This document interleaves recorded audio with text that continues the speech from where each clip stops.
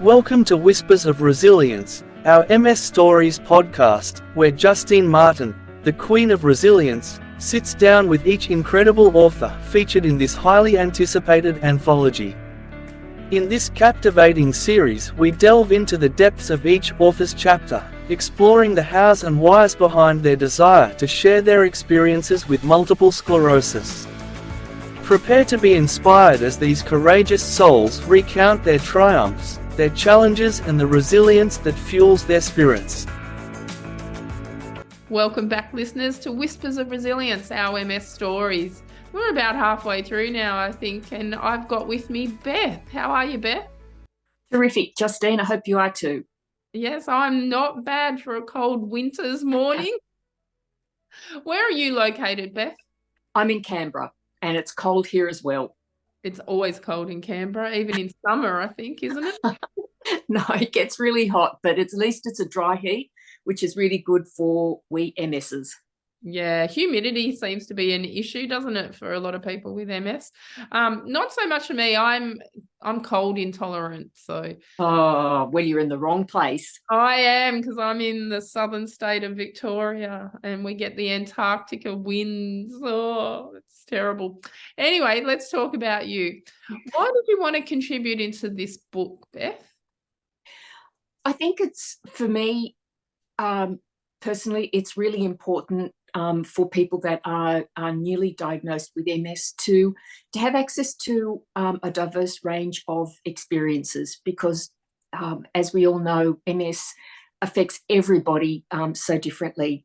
And I've always been very open about my diagnosis, so I thought it was a really great opportunity to make a contribution. And we've loved you contributing in as well. What's one thing that you wish that you'd written in your chapter, but you didn't?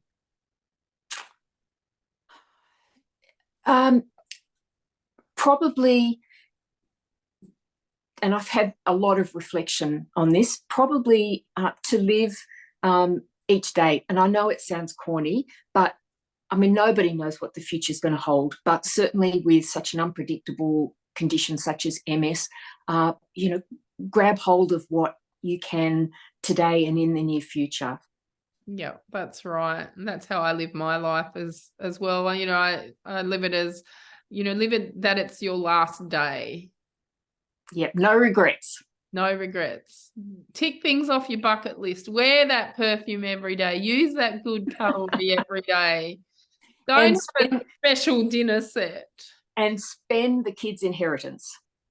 I like that one. Did you hear that, children? If my children are listening, yeah, join the ski club. That's what my grandma used to say. I'm going to the ski club, spending the kids' inheritance. Though she did leave us some money in the end, but yeah, I like that philosophy. So, what's a typical day for you, Beth? Work is a big part of my life. I am still able to work full time. And what do you do? I'm the operations manager for a not-for-profit provider of community-based aged care. So it's community aged care packages, home care packages, that kind of thing. Too many meetings, but just working with my great team to provide fantastic support to help people live as independently as possible, which of course is a theme in my personal life as well. But it's a job that's enormously satisfying. It would be, most definitely. Now, listeners, I know that you can't see this. If you're on the vlog, you will. You have the most stunning scarf on today, Beth. Isn't it gorgeous? And it would go beautifully with your pink jumper. Mm-hmm. I was in Dubbo probably 2 weeks ago for the launch of the new office in Dubbo, and I was just on a bit of a wander and I saw this in one of the shops and I had to have it. Love that. When I go to places I tend to get things like scarves or earrings. These are also from Dubbo on another trip. It's better than fridge magnets and spoons, but it makes me feel so happy. I buy little pottery dishes because I do a lot of entertaining, and you know, when you're doing your big platters and stuff like that, you're always looking for little dishes to put the olives in or stuff like that. So I think that's a great idea. I buy one of those from wherever I go. I've just been up to Magnetic Island, and I've got a beautiful one up there with a starfish in the middle of it. Oh, beautiful. And every time you see you wear something or you use it, it brings back great memories. It does, yeah. Much better than the fridge magnet, as you said. Sure. So how does the MS affect you day to day, Beth? Well, living the first probably decade relatively symptom-free, my mobility has taken a bit of a dive in the past probably 4 years or so. So I'm now walking with a cane. The heat really knocks me around, heat and humidity. So I just have to stay in air conditioning, travel anywhere. I couldn't ever go to the tropics. It just wouldn't be worth it. So it's mainly my mobility. My right leg just feels like concrete. I'm lucky enough to have a Bioness, which helps my foot drop, graciously funded by the NDIS. But it's mainly mobility. And there's that cog fog that I think most MSs live with. Some word finding difficulty. But which gets worse when you've got fatigue. Yes. But all in all, I'm 20 years post-diagnosis, I'm doing okay. And I think we live in an era where there is so much more support. The immunotherapy and simply the approach by the neurologist that instead of waiting for, I think, 2 clinically evident relapses before they'll put you on immunotherapy, now they bung you straight onto it. And I think that's fantastic for people who are newly diagnosed. You get straight onto the treatment. So all in all, I'm doing pretty good, pretty well. What disease modifying therapy are you on? I'm on the cog fog. I'm on an oral one. After having injected myself for about 15 years, I made the move to an oral treatment, and then the baclofen for the spasms. That's the other symptom that's really annoying, is the spasms, particularly at night. So if I don't take baclofen, you have that really annoying, uncontrollable foot spasm. I don't know whether you have that, Justine, but I have it in my toes. And and it'll happen at any particular point. And at the moment, it's been happening when I walk too far.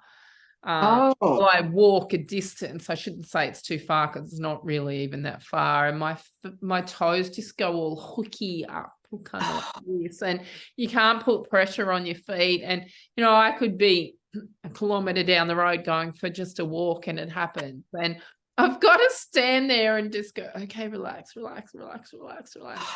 and let them come back down so I can put pressure on them so I can keep walking. And it's very, very annoying. I've upped my dose of cannabis oil at the moment to try and help with the spasticity of it. And my calves as well have been doing it. It's so painful. So painful. Are you able to drive when taking cannabis oil, or does that? Not legally, no. Okay. Yeah. The road rules haven't caught up yet. Okay. So I don't get high from the cannabis oil that I'm on, even though it does have THC on it. It doesn't. I take it at night time. I can take a small dose in the morning if I've had a really bad night, then I will take some in the morning to get me through the day.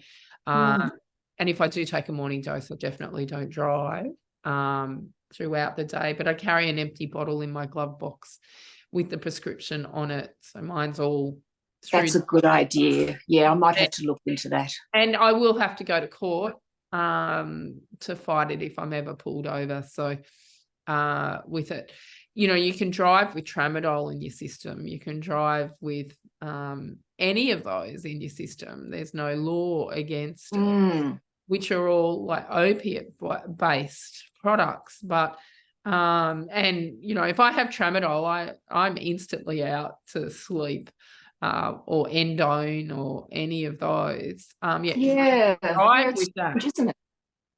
Yeah. But put cannabis because it's a banned substance. Oh, yes. And a Schedule 9 drug because of it. The rules are different. Yeah. It's ridiculous. Crazy world. It is. So they've got to catch up. The road rules have to catch up with it. That they do. But, and it'll show in your body for 6 weeks afterwards. Oh, that long? Yeah. Yeah. Which is absolutely ridiculous. Yeah.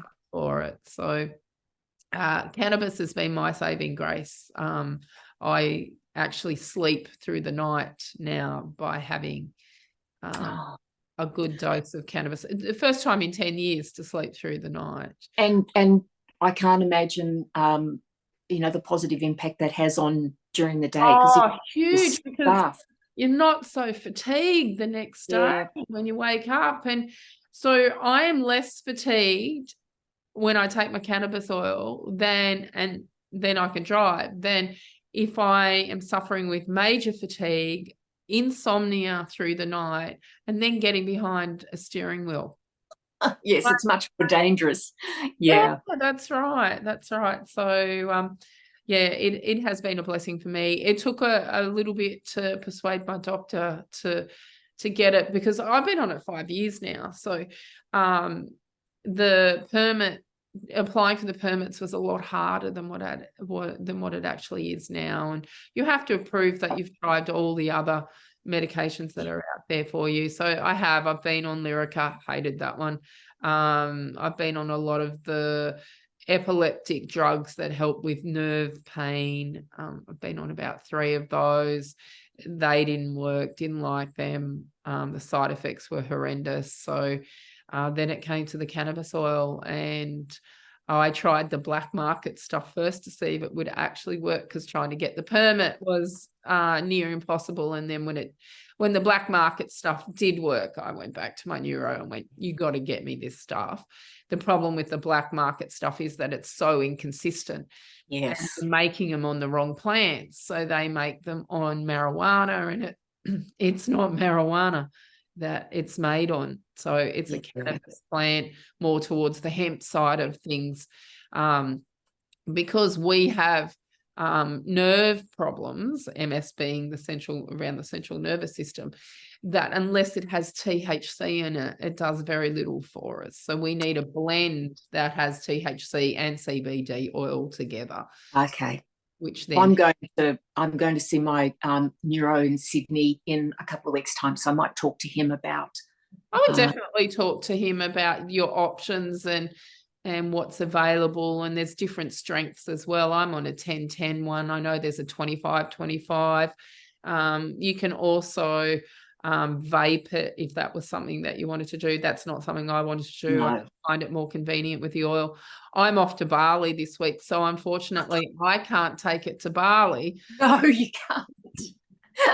So I'll be a right mess by the time I come back from Bali, with pain, spasms and fatigue and insomnia.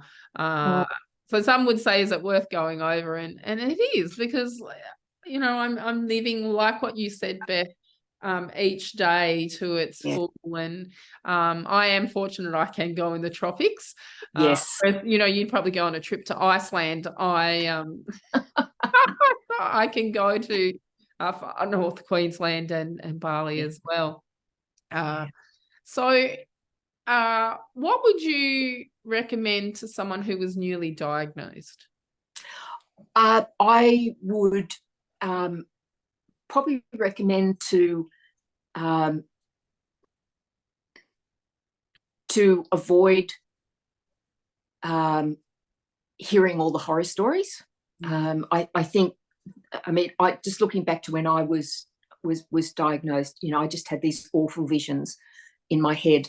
I would try and remain calm. I probably wouldn't go out and tell everybody straight away. I would probably tell my nearest and dearest, and I would ask. Why would that? Why is that, Beth?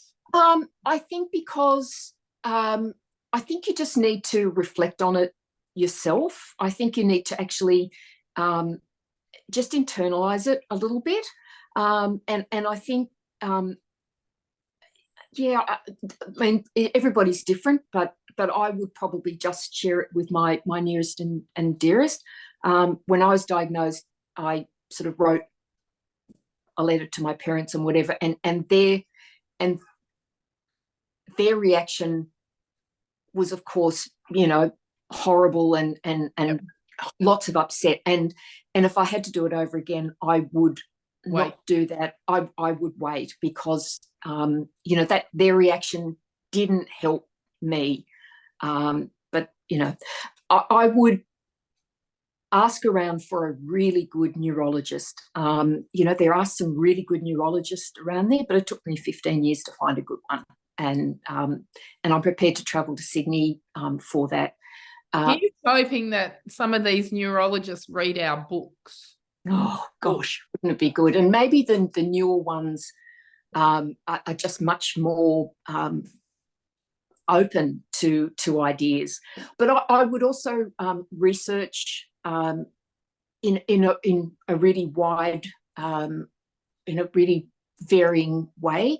I wouldn't just go onto the net. I'd be talking with other people, because once you shouldn't be chopping and changing approaches. I think you need to come up with an approach that works for you, whether it's from a medical, philosophical, whatever point of view, and try and give it a really good go. I did that fairly early on, and I've stuck with it.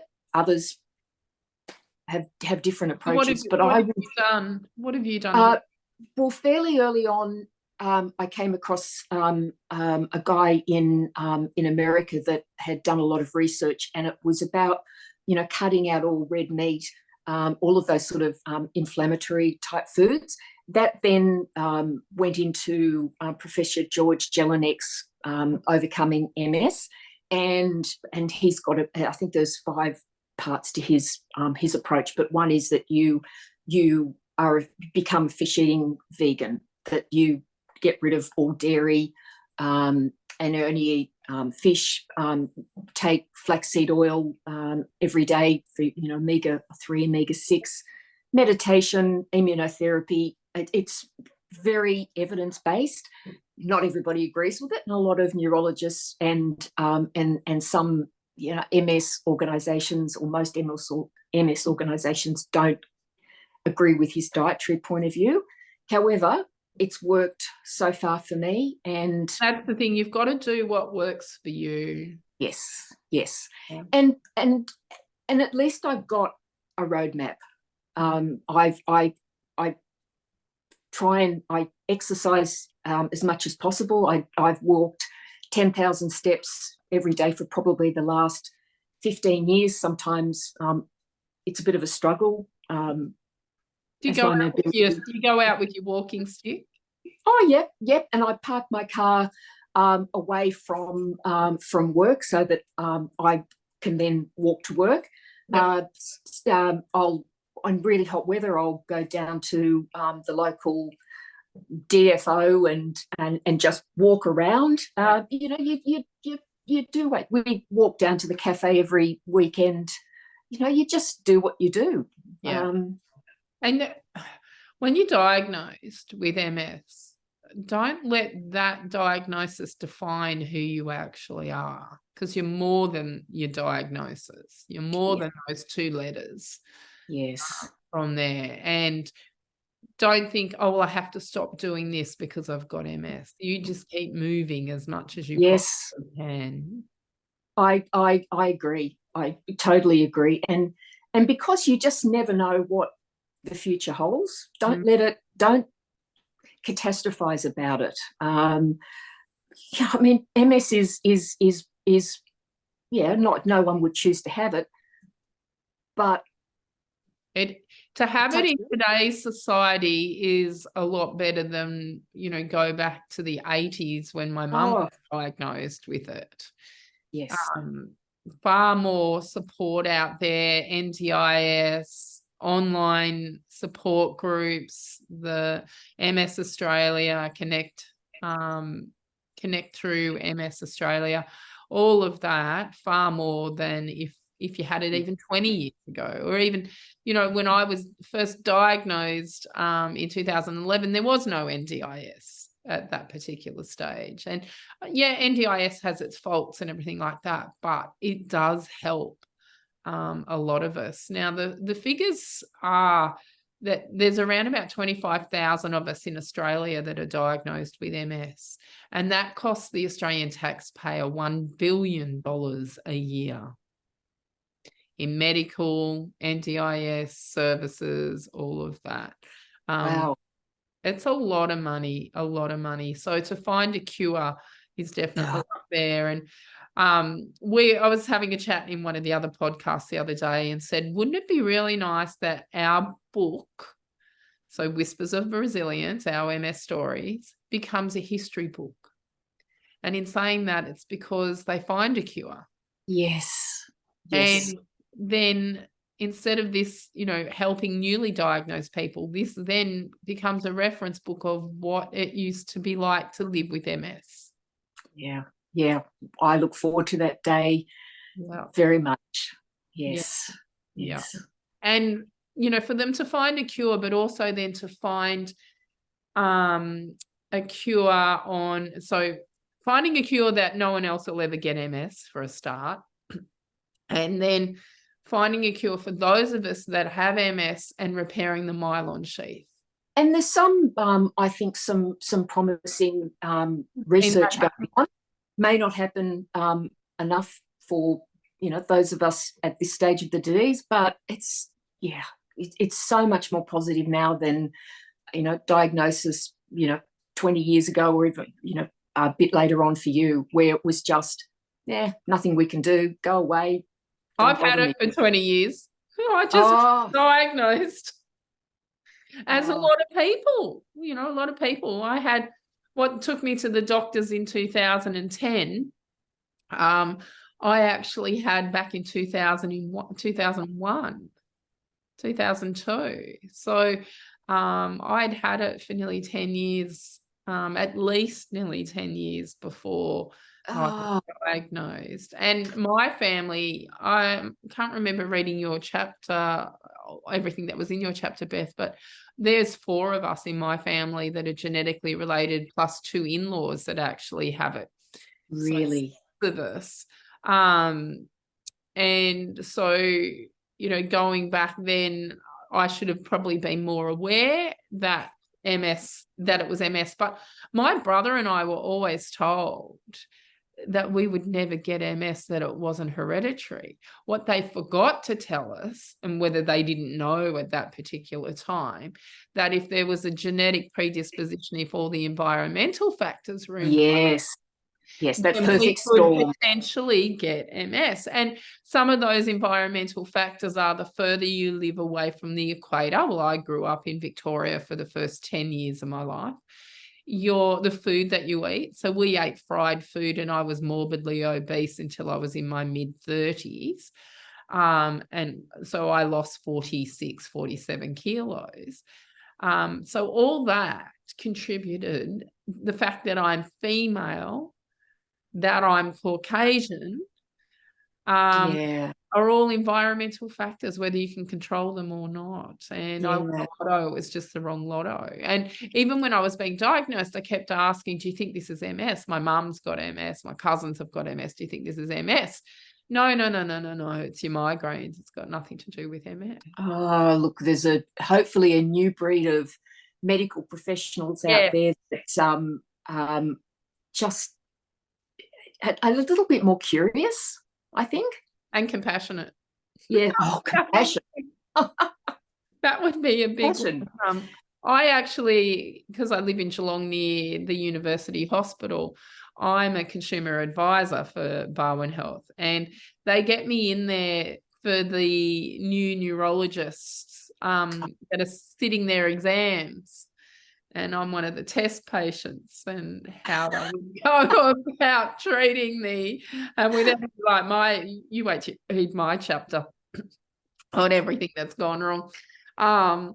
And so I'd like to hope that, by me helping them, Yes. on that, they give back as well and be compassionate, kind neurologists out there, because I know they exist. I've got a really good one. The first one wasn't, but the second one, he was worth moving across the country for. So I don't know what I would have done if I'd stayed in Perth with the one that I had over there. Oh, look, there's some shockers out there that just, I mean, I remember having a whole lot of tests done down at Canberra Hospital, and this neurologist said to me, are you rich? I said, what? What does being rich have to do with anything? And he said, there's a drug, and I take it now in a compounded formula. It's not on the PBS, and it's I think it's the one that it's Vampire, I think, or Fampridine, and it's supposed to help with mobility. But he said it's really expensive. But I thought, that's a bit of a callous question to ask. But I guess in a roundabout way, it's I mean, it's something that affects all of us. That if you've got an off PBS script, it's going to cost you like cannabis oil. Oh, is that really expensive? Yeah. Yeah. But I guess it's that thing that spend the kids' inheritance on living your best life. Yeah, that's right. Yeah. Look, I pay about $130 a bottle now. And that's for a month's supply? No, I get about 2.5, 3 weeks out of it. Okay. And does it taste awful? It's not the best tasting medicine there is, but I put it under my tongue, and because it's in a dropper form, and the quickest way to absorb it is under your tongue. Yeah. At night, under your tongue, just before you go to sleep. It gives you the worst taste and smelling breath there is, but I don't care because I get a good night's sleep. Yeah. Small price sacrifice. Yeah, I will pay. And I'm not sharing the bed with anyone, so it doesn't really matter. But just in the morning, I get up and the first thing I do is brush my teeth. But it's definitely, I don't know where I'd be. I would not be functioning to the capacity that I'm functioning now without that. Yeah. And because I'm not on disease modifying therapy anymore either, so I don't have an immune system left to go on disease modifying therapy after having cancer and being through chemo. So effectively, I've had HSCT without leaving the country because I had 18 months of chemo and an immunosuppressant called rituximab. So that wiped out my B and T cells, and I've only got very limited amount that have come back at this stage. So God, MS is not enough. You had to just I didn't have one cancer, I had 3 and 2 other blood conditions all at the same time. But you'll have to read my chapter to hear about my story. Is there anything else you'd like to leave with the listeners, Beth? Just what a fantastic project this is, and hats off to you, Justine, for coming up with the idea. And it's been great to meet all of the other lovely MS people and the other authors. I'm really proud of all of us, and I'm proud of you all too. You've done an amazing job, all coming into the writing workshops, because that's what you paid for, was the writing workshop. The book was a bonus, and it's been just an amazing experience, I think, for all of us to have put this project together. So you all need to pat yourself on the back, because you all came in going, I don't know if I can write a chapter, I don't know if I can be an author, and look at you all now. You all are published authors. By the time this goes to air, you'll all be published authors. So they've all been edited, and I'm about to do all the typesetting this week to put it all together. And it's really exciting. I can't wait for you all to get the books in your hands and see your name in print, which is amazing. And to know that someone who's newly diagnosed or is struggling in their own journey or is a carer of someone, they'll get something out of this book somewhere. Yeah, definitely. Yes. They're all the stories are different. Every chapter is different. So if you're looking at purchasing your own book and you don't know where to get it from, you can go to resiliencemindset.com.au, or it's available on Amazon, Barnes & Noble, any of the online stores as well to purchase it. So Beth, thank you for your time today, and thank you for your contribution into the book. Thanks, Justine. And remember, everyone, you stay healthy until we chat next time. Are you ready to be inspired? Get ready for the book that will touch your heart and ignite your spirit. Whispers of Resilience, Personal Stories of Living with MS is now available for purchase.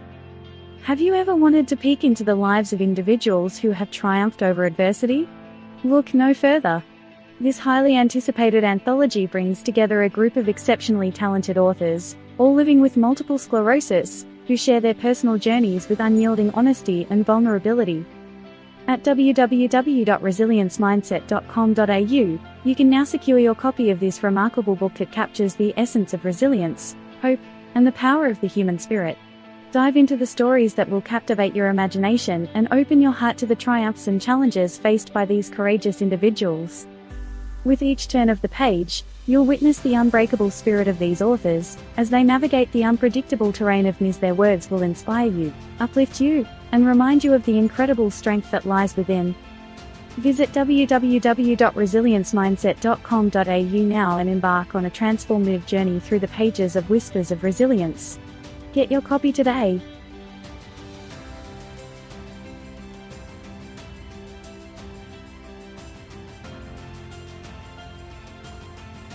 Are you ready to be inspired? Get ready for the book that will touch your heart and ignite your spirit. Whispers of Resilience, Personal Stories of Living with MS is now available for purchase. Have you ever wanted to peek into the lives of individuals who have triumphed over adversity? Look no further. This highly anticipated anthology brings together a group of exceptionally talented authors, all living with multiple sclerosis, who share their personal journeys with unyielding honesty and vulnerability. At www.resiliencemindset.com.au, you can now secure your copy of this remarkable book that captures the essence of resilience, hope, and the power of the human spirit. Dive into the stories that will captivate your imagination and open your heart to the triumphs and challenges faced by these courageous individuals. With each turn of the page, you'll witness the unbreakable spirit of these authors as they navigate the unpredictable terrain of MS. Their words will inspire you, uplift you, and remind you of the incredible strength that lies within. Visit www.resiliencemindset.com.au now and embark on a transformative journey through the pages of Whispers of Resilience. Get your copy today.